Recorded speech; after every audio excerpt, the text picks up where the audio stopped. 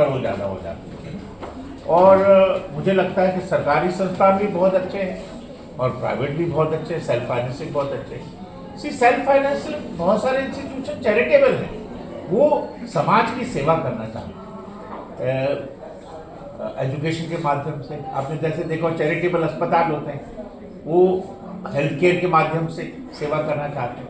तो इसी तरह से जो मोस्टली जो प्राइवेट इंस्टीट्यूशंस हैं, उनका जो ध्येय है, उनका जो मिशन है, वो पैसा कमाना नहीं है। हालांकि हर तरह के लोग होते हैं, उसमें भी देखिए सब एक जैसे नहीं होते, बट जो ऑब्जेक्टिव यही है कि इंस्टीट्यूशंस, प्राइवेट इंस्टीट्यूशंस हैं, उनकी सोसाइटी है या उनका एक ट्रस्ट है, और वो ट्रस्ट चाहती है कि मैं अपने द्वारा समाज की सेवा करूं, और वो माध्यम सेवा करने के माध्यम अलग अलग हो सकते हैं। कोई एजुकेशन से है, कोई टेक्निकल। आप देखिए, अगर आप हमारी हिस्ट्री देखें, बड़े बड़े टाटा, बिरला, ये जो इंस्टीट्यूशंस हैं, उन्होंने क्यों स्थापित किए? पैसा कमाने के लिए नहीं किए, समाज सेवा के। तो वही जो सिस्टम है वो बहुत से और लोगों ने अपनाया, बट जैसा मैं कह रहा हूँ, सब एक जैसे नहीं होते। बहुत सारे इंस्टीट्यूशन कहीं ना कहीं इसको एक कमर्शियल एंगल से भी देखते हैं, और वो बहुत गलत चीज़ है। Education is a right, education is a privilege, education is not commerce. ये जो एजुकेशन है, मैं अभी विदेश से आ रहा हूँ, और आप विश्वास नहीं करेंगे, पोलैंड जैसे कंट्री में या बाकी यूरोप के बहुत सारे कंट्री, मुझे पता लगा कि एजुकेशन फ्री है, कुछ नहीं। चाहे आप मेडिकल कॉलेज में एक पैसा नहीं देना पड़ता, चाहे आप इंजीनियरिंग में पढ़ रहे हो। हमारे यहाँ क्या है कि सूक्ष्म, मैं इंद्रप्रस्थ यूनिवर्सिटी की बात करता हूँ, हमारी एजुकेशन का जो फीस है वो भी सरकार तय करती, और वो उसमें देखा जाता है कि अगर प्राइवेट इंस्टीट्यूशन है उसके कितने खर्चे हैं। तो एक इस तरह से एक सिस्टम बनाया है ताकि एक महज चंद शुल्क में जो है बच्चा अच्छा जो है टेक्निकल या दूसरी भी जो भी शिक्षा है वो प्राप्त कर सके। सर ये जो नया एक बिल आया, सरकार ने भी लागू कर दिया, जो प्राइवेट स्कूल फीस बढ़ाते थे, उससे सर कितना फायदा होगा? नहीं, देखिए ऐसा है, ये ना तो किसी का फायदा है ना नुकसान है। ये एक ट्रांसपेरेंसी बिल है, एक सचमुच जो है सच्चाई को सामने लाना है। आपका कितना खर्चा हो रहा है, सरकार ये तो नहीं कह रही कि आपका कितना खर्चा हो रहा है, आप उसको पब्लिकली आप उसको डिस्प्ले करें और उसके हिसाब से फीस लें।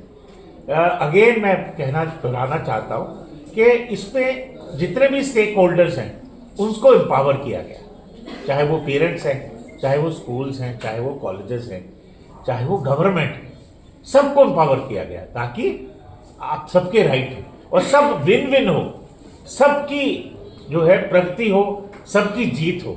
इसमें कोई जीते कोई हारे ऐसा ना, सबका राइट है।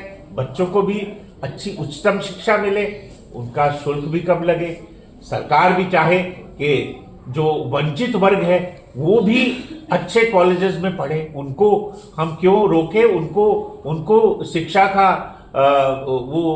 उनको शिक्षा का जो राइट है वो क्यों रोका जाए। अगर कोई चाहता है कि मैं किसी अच्छे नामी ग्रामी प्राइवेट इंस्टीट्यूशन में पढ़ना चाहता हूँ तो उसको वो सुविधा मिलनी चाहिए, और सरकारी में भी है। सरकार में भी जैसा मैंने अभी बताया कि सरकार में भी नामी ग्रामी इंस्टीट्यूशन है, प्राइवेट सेक्टर में भी नामी ग्रामी है। तो ये बच्चे की चॉइस है, बच्चा कहाँ। आज बच्चा बहुत चाहता है मेरे घर के पास कॉलेज हो, मुझे दूर ना जाना पड़े, मेरा समय मेरा बर्बाद ना हो। तो उसमें अगर कोई सरकारी कॉलेज पास पे है वो सरकार में जाएगा, अगर कोई और सेल्फ फाइनेंसिंग कॉलेज पास में तो वहां जाना चाहेगा। तो एक बच्चे का राइट है, पेरेंट्स का राइट है, बट वो राइट को है हमें उसको दुरुपयोग नहीं करना है, उसका सदुपयोग करना है, ताकि जो है जो उसका जो शिक्षा जो है एक कॉमर्स का माध्यम ना बने, एक पैसा कमाने का माध्यम ना बने। यही इस बिल का अभिप्राय है।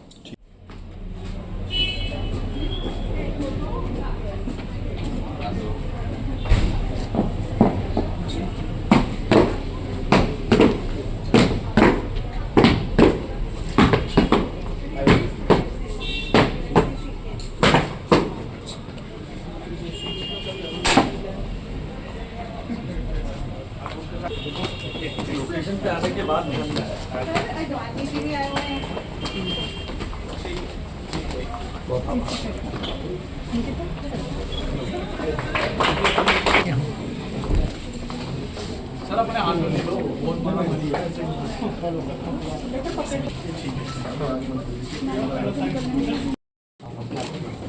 देखिए, दिल्ली के प्रमुख मैनेजमेंट इंस्टीट्यूट्स में से एक IIM का आज ये 30वां दीक्षांत समारोह का लोकेशन है।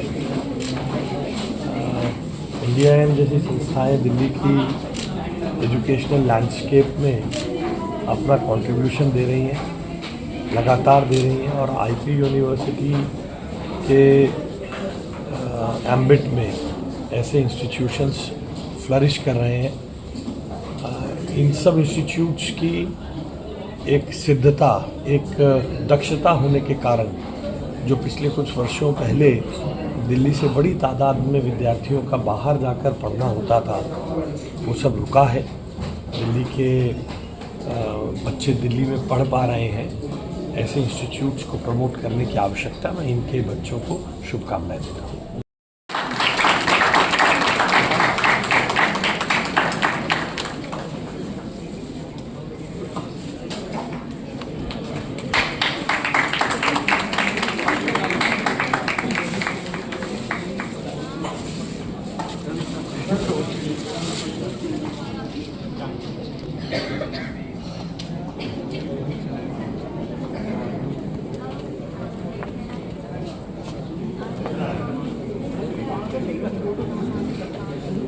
Background.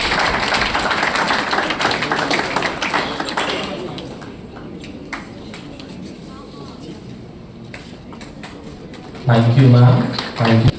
The spirit the nation needs today.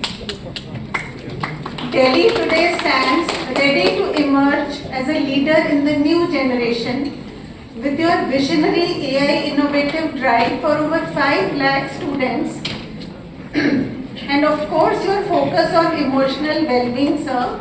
It resonates with the current generation as well as the parents.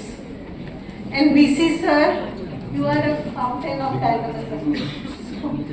Anyone who's had the privilege of sitting in BC sir's office at the university will find a person of varied, diverse interests, each of which he pursues with the same gusto and enthusiasm. About it, kindness never goes out of fashion. करुणा, संवेदना, सहानुभूति, एक दूसरे का जो दर्द है, ये हमें समझना चाहिए। इसकी दूसरे की पीड़ा जो है, हमें खुद को भी लगनी चाहिए।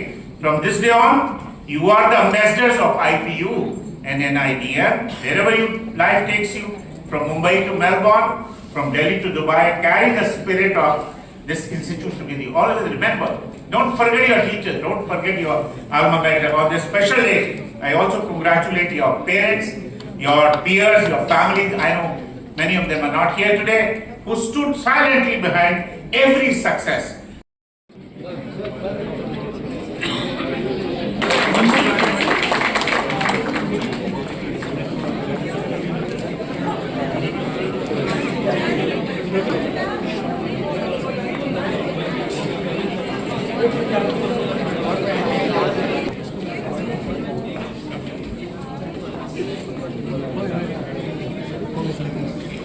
Gitanjali.